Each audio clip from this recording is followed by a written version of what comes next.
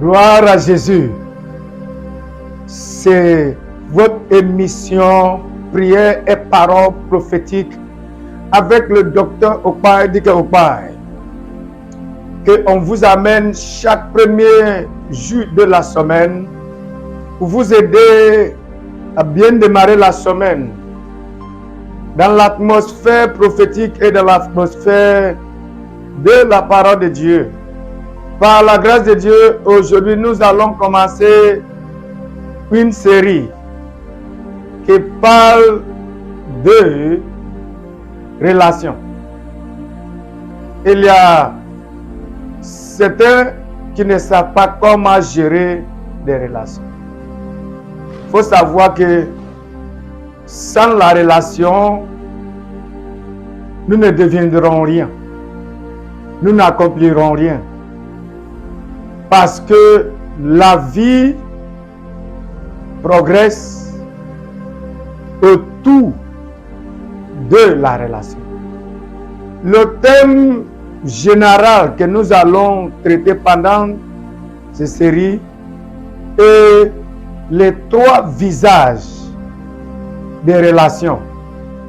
Le bon, le mauvais et le pire. Par la grâce de Dieu, aujourd'hui, je vais me concentrer sur le bon. Après, je reviendrai avec une parole prophétique, avec une prière prophétique sur votre vie. Allons au message. Que Dieu vous bénisse. Amen. Prions. Seigneur, nous te rendons toute la gloire et l'honneur. Que ton nom soit glorifié. Viens nous aider. Ne permette pas que je dise des choses qui viennent de la chair. Permette que ton esprit me dirige. Permette que toutes paroles qui sortiront de ma bouche soient des paroles impactatives. Des paroles qui produiront la guérison, la restauration dans la vie de mes auditeurs. Saint-Esprit, fais ce qu'aucun homme ne peut faire. Que ton nom soit glorifié. Satan, je te débarrasse de leur chemin.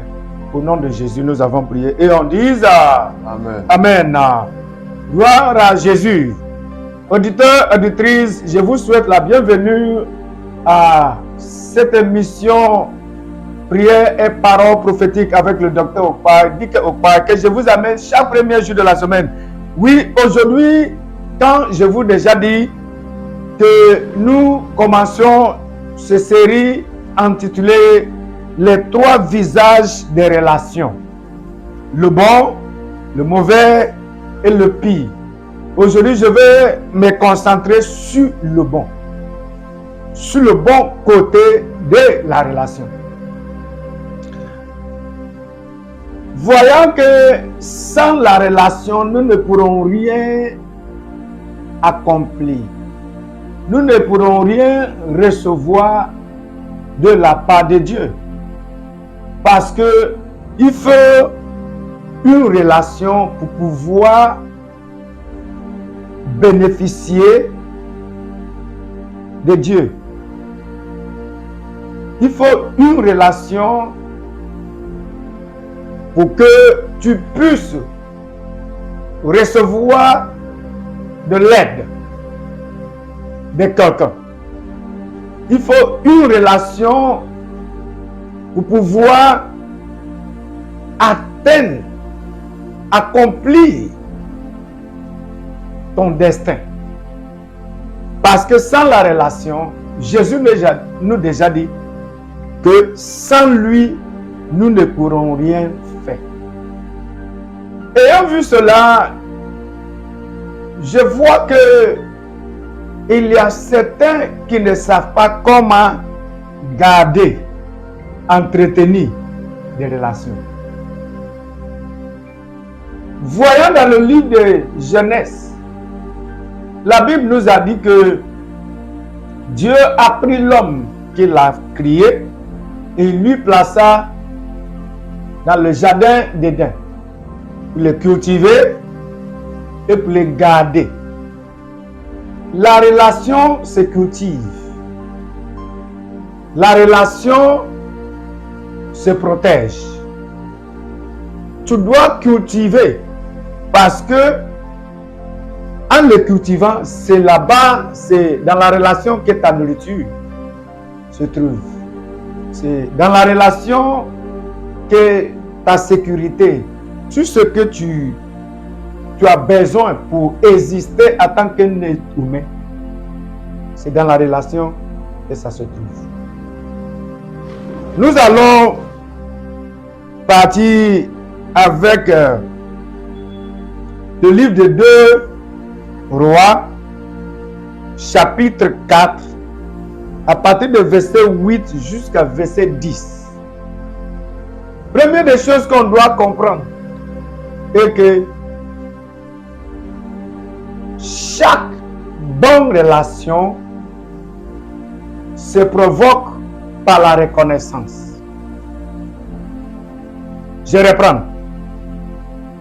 Quand nous parlons de la bonne relation, il n'y aura pas de bonne relation sans d'abord la reconnaissance.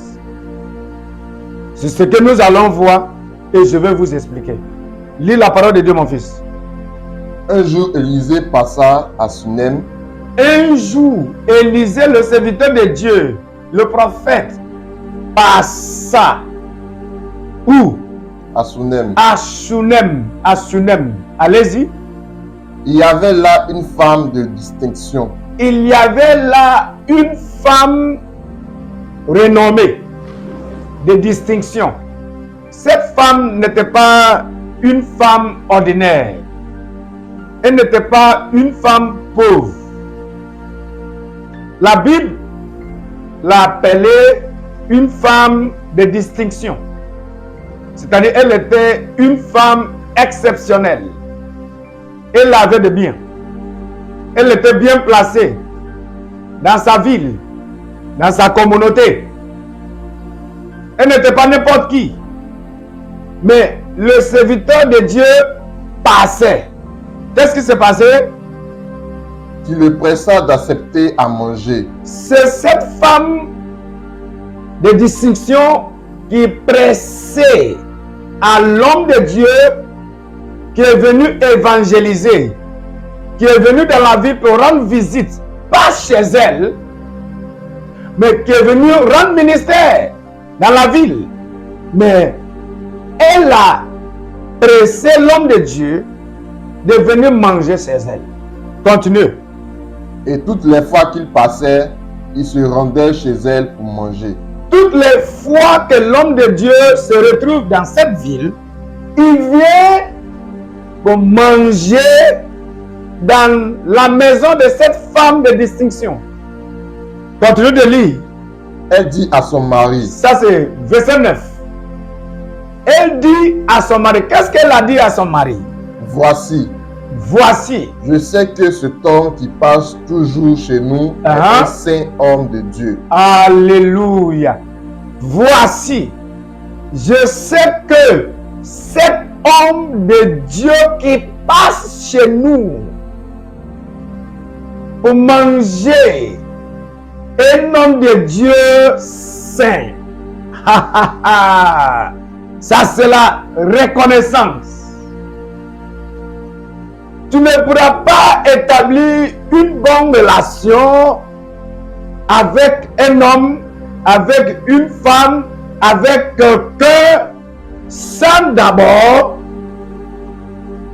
reconnaître ce qu'il a ou bien ce qu'il est. Qui il est, ce qui est en lui.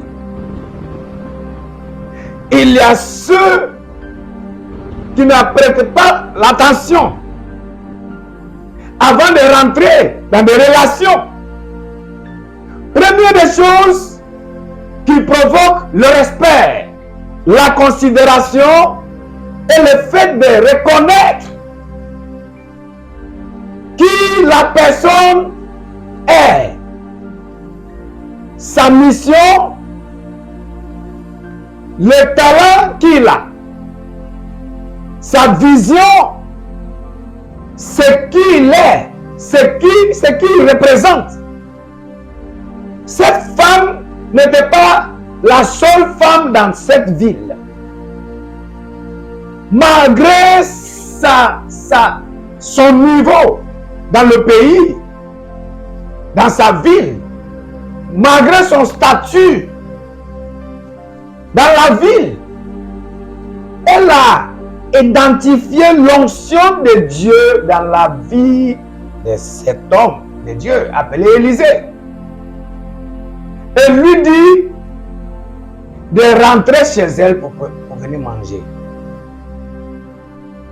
C'est la relation avec les hommes qui détermine les opportunités que vous allez faire quoi? Avoir.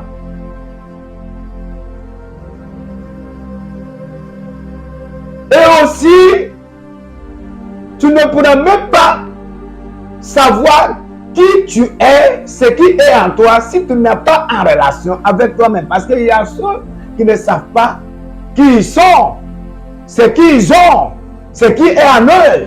Parce que ils ne savent pas. Ils ne savent pas ce que Dieu a déposé en eux. Ils sont ignorants de ce que l'Éternel a mis en eux. Ce qui provoque la bonne relation et la relation durable et le fait de reconnaître, d'identifier ce qui est dans la vie de la personne là que tu veux rentrer en relation. Oh, alléluia. Amen. Il a dit à son mari, elle a dit à son mari, voici cet homme, un homme de Dieu. Il y a quelque chose qu'elle a vu. Peut-être que les autres n'arrivent pas à voir. Mais elle a vu ça, elle l'a identifié et elle l'a honoré. La reconnaissance provoque l'honneur. Je reprends. Quand tu reconnais ce qui est dans la vie de cette personne que tu cherches sa relation, c'est ce qui va te provoquer, ou bien c'est ce qui va t'amener à l'honorer, à la considérer, Amen. à le respecter. Amen. Oh, alléluia. Amen. Je reprends. Quand tu vois ce qui est dans la vie de la personne que tu cherches la relation, quand tu connais le degré, le niveau, la valeur de ce qui est en lui, sa mission et sa vision, c'est ce qui va t'amener, un, à le considérer, deux, à l'honorer, trois, à le respecter, quatre, à le placer en haut. Ce genre de relation durera. Ce n'est pas ce genre de relation que tu rentres aujourd'hui et demain tu quittes. Alléluia. Amen. Donne-moi le livre de 1 Samuel chapitre 18. Tu lis à partir de verset 1 à 5.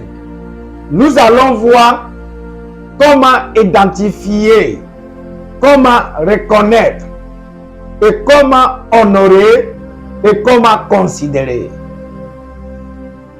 ce qui est dans la vie de celui-là que tu cherches sa relation.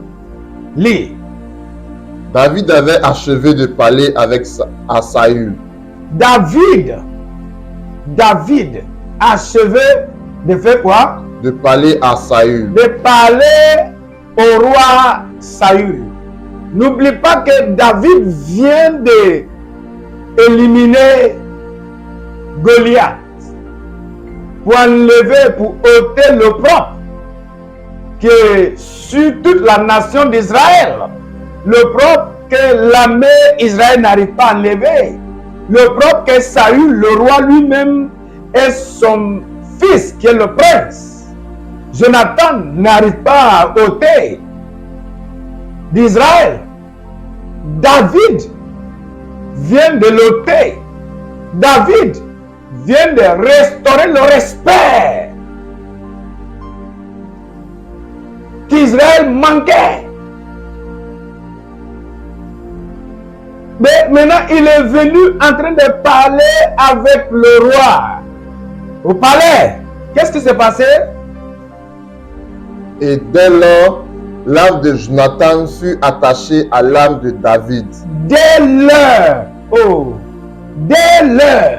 le prince Jonathan, qui est le fils du roi Saül, quand il a vu David, la Bible dit dès, c'est-à-dire dans l'immédiat, son cœur, son âme était attaché à l'âme de David. Qu'est-ce qu'il a fait? Allez-y. Et Jonathan l'aima comme son âme. Et Jonathan l'aima comme son âme. Ce même jour, Saül retint David et ne le laissa pas retourner dans la maison de son père. Ce même jour, David, ayant vu quelque chose, il a dit à David, normalement David devait retourner dans la maison de son père pour aller fêter, pour aller célébrer avec ses parents. Mais le roi l'a retenu. Le roi lui dit non, reste avec moi, reste au palais. Allez-y. Jonathan fit alliance avec David. Jonathan fit alliance. De rentrer dans l'alliance avec David, ça veut dire quoi? C'est symbolique et c'est prophétique. Jonathan ne savait pas encore de quoi que ça soit.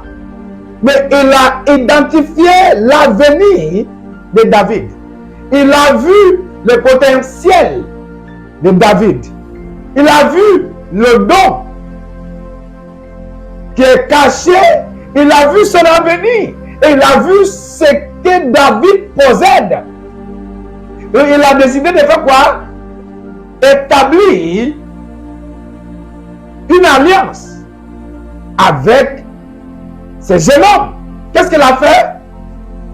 Jonathan fit alliance avec David parce qu'il l'aimait comme son âme. Allez-y. Il ôta le manteau qu'il portait Ça, pour le donner à David. Ça, c'est le manteau royal. Et il a ôté ça de lui-même et il a mis ça sous David. Ça, c'est l'honneur.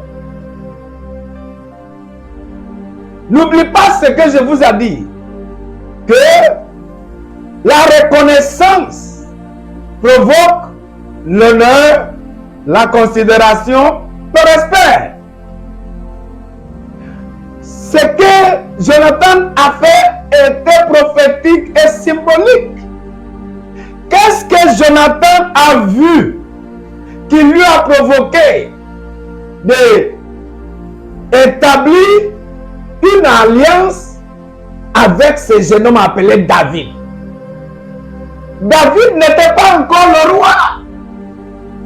Mais Jonathan a vu ce que personne n'a vu. David ne lui a pas dit qu'il deviendrait le roi. Non. David ne lui a pas expliqué ce qui s'est passé dans la maison de son père. Plusieurs jours.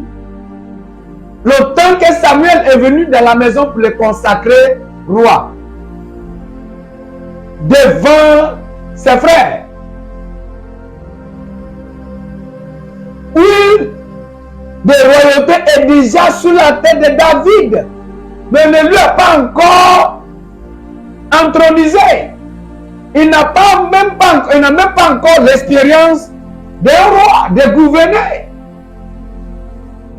Il ne savait pas comment Dieu allait amener ses prophéties déclarées sur lui à l'accomplissement. Jonathan n'était pas là le jour-là. Il n'avait pas Internet à l'époque. Il n'avait pas le téléphone. Vous dites que oui, il y a quelqu'un qui l'a téléphoné, qui l'a appelé pour partager cette histoire. Jonathan était sensible et il a choisi, dès qu'il a vu David, son âme était liée à l'âme de David. Et il a ôté son manteau royal. Ça c'est l'honneur. Ça c'est la soumission. Oh, dis-moi amen. Hein? Amen. Alléluia. Amen. Qu'est-ce qu'elle a vu? Maintenant, nous allons parler de la reconnaissance. La reconnaissance. Sans la reconnaissance, les relations ne dureront pas. Tes relations ne seront pas durables. Tu dois reconnaître ce qui est dans la vie de celui-là que tu cherches sa relation ou bien avec que tu chemines. C'est le manque de cette reconnaissance qui fait que certains commencent leur relation aujourd'hui et demain ils abandonnent. Nous avons parlé de la femme Shunamite qui a reconnu l'onction qui est sur le serviteur de Dieu Élisée. Et elle a cherché à garder cette relation. Et cette relation a brisé cette malédiction de stérilité qui était dans sa vie. C'est à travers cette relation que cette femme a eu son fils.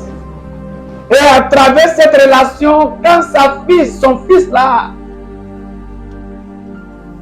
a décédé, c'est la même relation qu'elle a ressuscité, qu'elle a restauré à la vie. Aussi, c'est la même relation là qui a sauvé cette dame pendant 7 ans de famine. Parce que quand la famine venait, l'homme de Dieu lui a prévenu de prendre son fils et toute sa maison pour fuir, pour quitter le pays. Pendant 7 ans. Et après la famine, elle a retourné. Arrivée chez elle, mais elle a vu que le roi, ils ont changé le roi. Le roi, un autre roi était au pouvoir. Ils ont déjà pris son terrain, tous ses champs ont été saisis. Mais elle partait chez le roi pour plaider son cas, pour qu'on lui restaure tous ses biens. Mais gloire à Jésus, c'était à travers Géasi, qui était le serviteur d'Élisée à l'époque,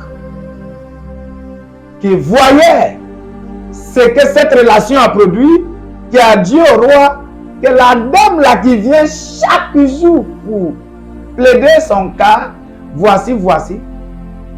Quand le roi a attendu, le roi dit, vrai, le roi a donné l'ordre pour qu'on lui restaure tous ses biens. Pendant 7 ans qu'elle n'était pas là, tout ce qu'ils ont eu, on lui a donné, retiré tous ses biens. C'est le fait de la bonne relation. C'est la reconnaissance. Quand tu ignores ou bien tu refuses de reconnaître ce que Dieu a mis dans la vie de la personne là que tu cherches sa relation, quand tu refuses de l'honorer, quand tu refuses de le considérer, votre relation ne durera pas. Aussi, cette relation ne produira pas de quoi que ce soit. Cette relation ne va pas t'impacter positivement. Donne-moi le livre de Jean chapitre 1. Donne-moi à partir de verset 23. Nous allons voir ce que veut dire la reconnaissance. Allez-y. Moi, dit-il, Moi, dit-il. je suis la voix de celui qui crie dans le désert. Ça, c'est Jean-Baptiste qui est en train de dire au peuple d'Israël, les Juifs, qu'il est la voix qui crie dans le désert. Allez-y. Aplanissez le chemin du Seigneur, comme a dit Ésaïe le prophète. Allez-y. Ceux qui avaient été envoyés étaient des pharisiens. Il lui fit encore cette question. Allez-y. Pourquoi donc baptises-tu si tu n'es pas le Christ, ni Élie, ni le prophète? Allez-y. Oh. Jean leur répondit. Jean leur répondit. Moi, je baptise d'eau, mais au milieu de vous, il y a quelqu'un que vous ne connaissez pas. Ça, qui vient après moi. Ça, c'est un homme de Dieu appelé Jean-Baptiste. Il a reconnu Jésus comme quelqu'un que la prophétie a déjà parlé de lui, que les prophètes ont déjà prophétisé de lui, malgré que c'est lui qui vient préparer le chemin. Il n'a pas réclamé que c'était lui. Parce que les Juifs voulaient savoir s'il était le Messie. Clairement, il leur a dit non, ce n'était pas moi. C'est pas moi. Il y a quelqu'un parmi vous. Continue de lire. Je ne suis pas digne de délier la courroie de ses souliers. Ça, Jean-Baptiste connaissait sa place. Ce qui gâte les relations est certains qui n'arrivent pas à faire la distinction de ce qu'ils peuvent faire et ce qu'ils n'ont pas la capacité de faire. Quand tu dois tirer la ligne de séparation, ou bien le bord que tu ne dois pas traverser, il y a certains qui prennent certains postes, certains titres qu'ils n'ont pas mérité pour mettre sur eux à cause de l'orgueil. Mais Jean-Baptiste dit que lui n'est même pas quoi digne de faire quoi? De délier la courroie de ses souliers. Allez-y. Ces choses se passaient à Béthanie, au-delà du Jourdain où Jean baptisait. Allez-y. Le lendemain, il vit Jésus venant à lui. Le lendemain, il vit Jésus venant comment? À lui. À lui. Allez-y. Et il dit, voici l'agneau de Dieu qui ôte le péché du monde. Il a reconnu ce qui est en Jésus. Il a reconnu son autorité. Il a reconnu sa position. Il a reconnu son statut. Il a reconnu son emplacement dans le ministère. Et il a dit au peuple, le voici. C'est lui, l'agneau de Dieu qui enlève le péché du monde. Maintenant, donne-moi le livre de Jean chapitre 3. Lis à partir de verset 22. Après cela, Jésus, accompagné de ses disciples, se rendit dans la terre de Judée. Allez-y. Et là, il demeurait avec eux et il baptisait. Jean aussi baptisait à Hénon. Ça, c'est deux hommes qui faisaient leur ministère. Jésus avait ses disciples. En fait, il n'a même pas encore commencé. Mais il avait l'intention de commencer son ministère. Mais Jean est déjà dans le ministère. Et il baptisait les gens. Et Jésus vient en lui. Allez-y. Près de Salim. Ah, Parce qu'il y avait là beaucoup d'eau et on y venait pour être baptisé. continue de lire, mon fils. Car Jean n'avait pas encore été mis en prison. Ah, Or, il se leva de là par des disciples de Jean une dispute avec un juif touchant la purification. Il vint trouver Jean et lui dit, Rabbi, Rabbi. celui qui était avec toi au-delà du Jourdain, Rabbi, celui qui était avec toi au-delà des Jourdain et à qui tu as rendu témoignage, et à qui tu as rendu des témoignages, voici, voici, il baptise et tous vont à lui. tu vois, non? Et ça, c'est là pour provoquer la concurrence, pour provoquer la rivalité. Qu'est-ce que Jean a dit? Jean répondit, Jean répondit, un homme ne peut recevoir que ce qui lui a été donné du ciel. continue de lire, Vous-même, vous-même. m'êtes témoin que j'ai dit, je ne suis pas le Christ, je ne suis pas le Christ. mais j'ai été envoyé devant lui. Celui à qui appartient l'épouse, c'est l'époux. Lis verset 30. Il faut qu'il croisse et que je diminue. C'est bon. Il faut qu'il croisse et que je quoi? Diminue. Ça, c'est ce que Jean-Baptiste a dit. Parce que il a reconnu ce qui est en Jésus. Il a reconnu son onction. Il a reconnu son ministère. Et il a reconnu que Jésus était l'agneau de Dieu qui enlève le péché du monde. Et il a dit que ce n'était pas lui qui est le Messie que le peuple Israël attendait. C'est la reconnaissance. Il y a combien d'entre les hommes de Dieu aujourd'hui qui peuvent être tellement ce genre d'humilité, qui peut se humilier à son niveau, là où il dit je dois diminuer afin que lui puisse croître. Oh alléluia, gloire à Jésus. Amen. Gloire à Jésus. Amen. Dans le livre des Actes des Apôtres chapitre 9, je vais vous montrer quelque chose. Lorsqu'il se rendit à Jérusalem, Lorsqu'il s'est rendu à Jérusalem, Saul tâcha de se joindre à eux. Mais tous le craignaient, ne croyant pas qu'il fût un disciple. avant que Jésus ne le rencontrait sur le chemin de Damas, on l'appelait Saul.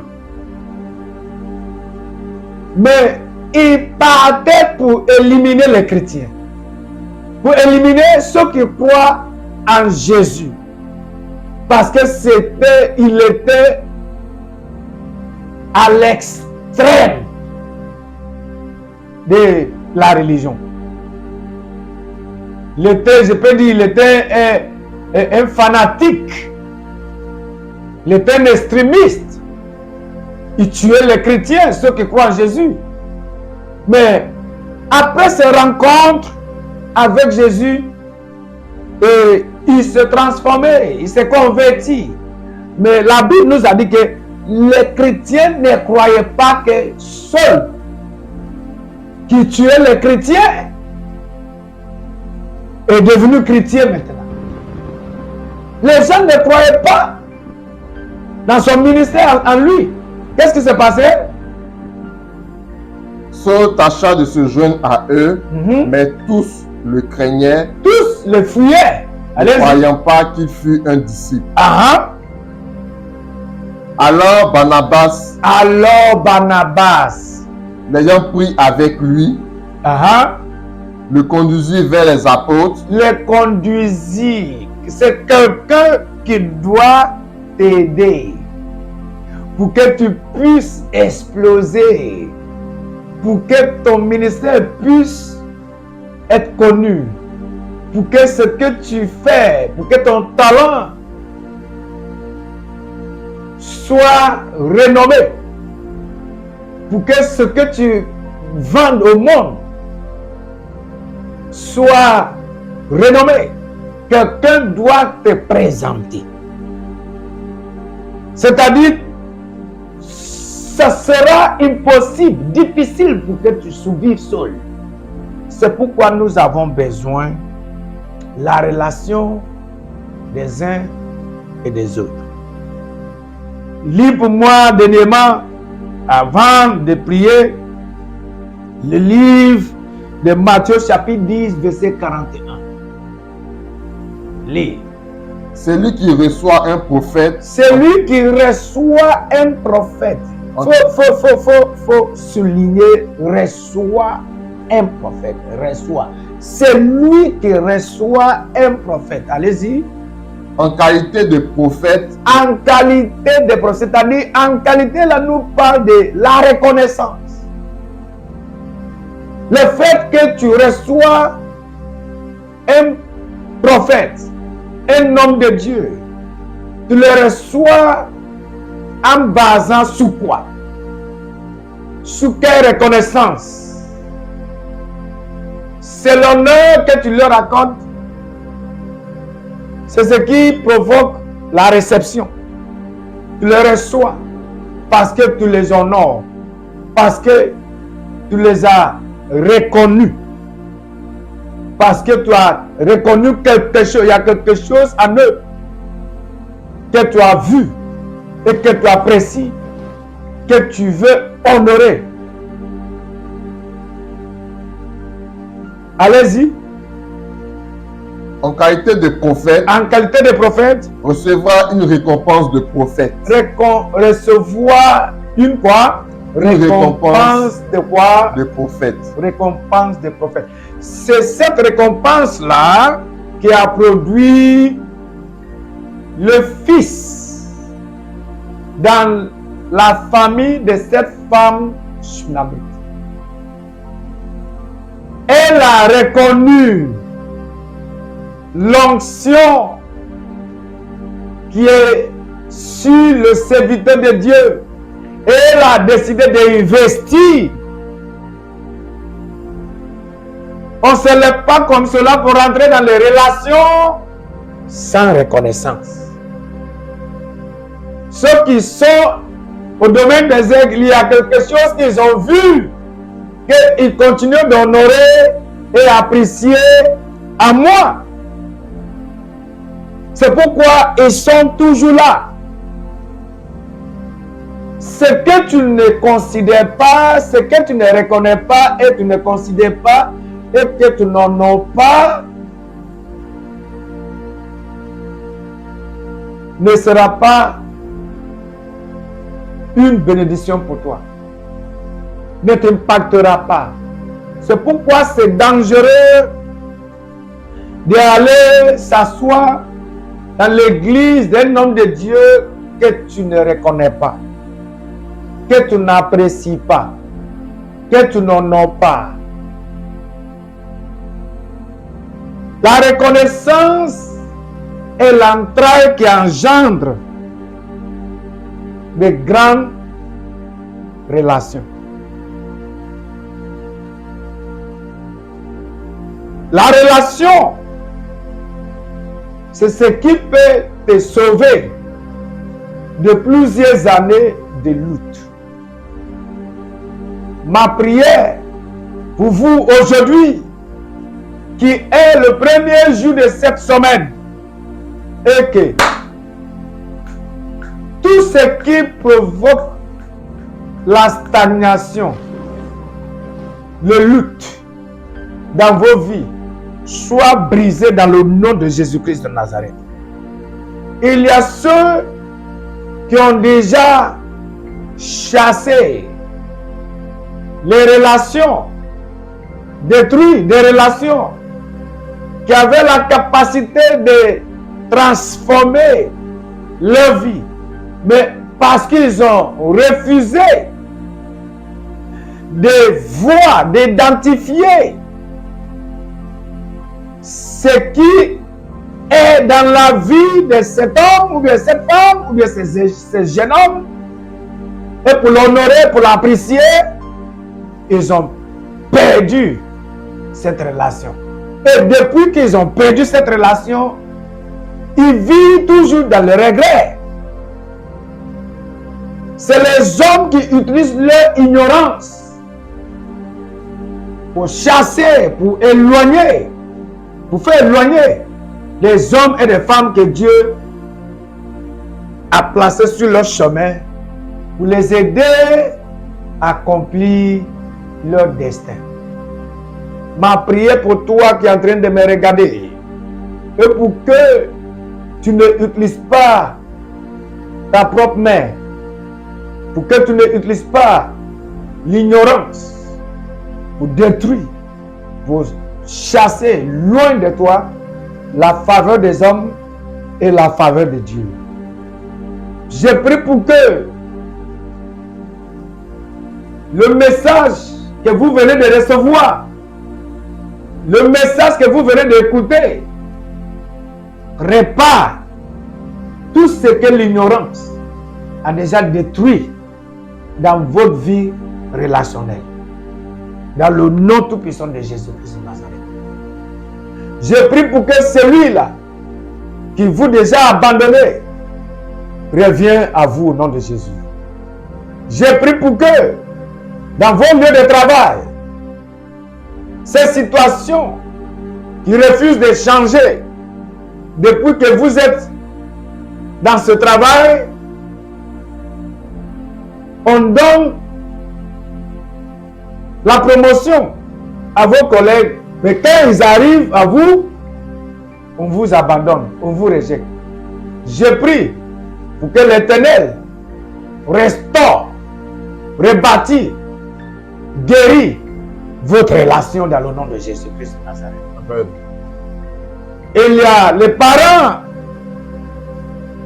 qui ne parlent plus avec leurs enfants. Et il y a des enfants qui ne parlent plus avec leurs parents. Parce que la reconnaissance se manque. En tant qu'un parent, même si c'est toi qui as mis ton enfant au monde, ne dis pas que tu dois être aveugle, ou bien tu ne dois pas, ou bien tu vas minimiser le don et les capacités que Dieu a mis en nous, dans la vie de ton enfant. Il faut la communication.